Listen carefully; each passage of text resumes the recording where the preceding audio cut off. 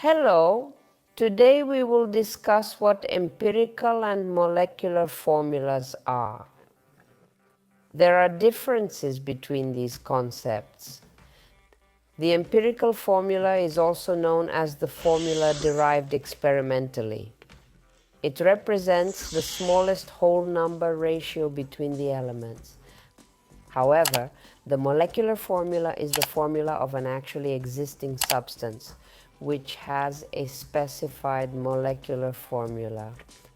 The empirical formula does not always match the molecular formula. There is a set of tasks that involve determining both the empirical formula and the molecular formula. Today's lesson will be dedicated to determining the molecular formula and its corresponding empirical formula. So let's take a look. Here are a number of chemical formulas presented, which you can see in front of you. These formulas are all molecular and they represent actual substances. For example, the formula C6R12O6 corresponds to a carbohydrate such as glucose. This compound is rhenium hexachloride, and C6H6 can be the formula for benzene, and C6H10 is the formula for butane. So what will be the empirical formula for each of these substances? Once again, I repeat, this is the molecular formula. What is an empirical formula? The fact is that in each of these formulas, we can simplify them by selecting in such a way to achieve the smallest integer value for, it turns out, each of the chemical elements. Well, let's take a look. In the first formula, we can conditionally divide this formula by 6, each of the existing indices. And then we arrive at an empirical formula of this form, CH2O, and this formula will be final and it will be empirical. I would like to draw your attention to the fact that for this empirical formula to then become a molecular formula, it must therefore be multiplied by 6, and then we will obtain the same formula for glucose or fructose.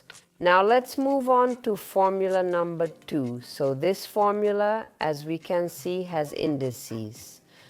Then obviously we can divide all the indices present here by 3 to obtain the smallest integer value.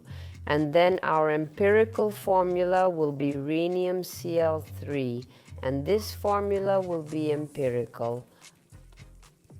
Accordingly, to convert it into a molecular formula, we would need to multiply by 3. And the formula for benzene is C6H6. How should we handle it? To do this, we must divide all the existing indices by 6, and then the empirical formula will be C6H. To make it the formula for benzene again, it needs to be multiplied by 6. Well, as for the formula C6H6, in this case, we can only divide by 2. Why can't we divide by a larger value? Well, for example, by 4, because then the value of hydrogen would be fractional, which is incorrect, because an empirical formula cannot have fractional indices. And then the simplest empirical formula for this substance will be C2H6. It won't be possible to reduce it any further. So I hope it's clear what an empirical formula is from my examples. Now let's do an assignment to reinforce the material. So the first formula is C2H6. You can probably see how much we can simplify it. In this case, by 2. And then our empirical formula becomes CH. Next, B2H6. Well, here we also simplify by 2 and also get the formula B2H3. And C2H4O2, we can also simplify this formula by dividing by 2, resulting in CH2O. The formula for aluminum 2-chlorine 3 can also be divided by 2, and we get aluminum chlorine 3, H12. We can divide this formula by 6. By 6 because carbon can also be divided by this index by 6.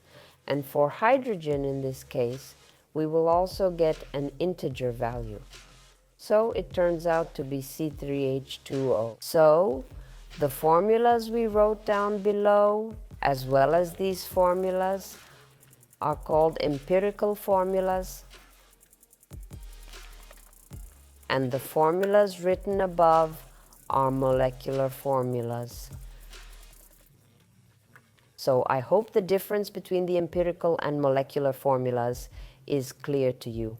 And I would also like to draw your attention to the following fact.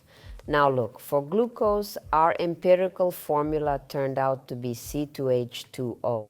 And I provided another example where we obtained exactly the same empirical formula. But look, for this formula to become the formula for glucose, it turns out there must be 6 such formulas. And in order for this to become the formula, for example, of acetic acid, this formula needs to be doubled. Therefore, there are special calculations in which we can determine, for instance, by having an empirical formula, what is the final formula. And thus, problems are also solved with empirical and molecular formulas. Such problems are very popular in both inorganic and organic chemistry, when they want to determine the composition of a particular substance. Therefore, it's important to learn how to solve such problems. However, I don't think this topic has proven difficult for you at the moment. In the next lesson, we will learn to solve slightly more complex problems, but we will learn how to do it. Goodbye.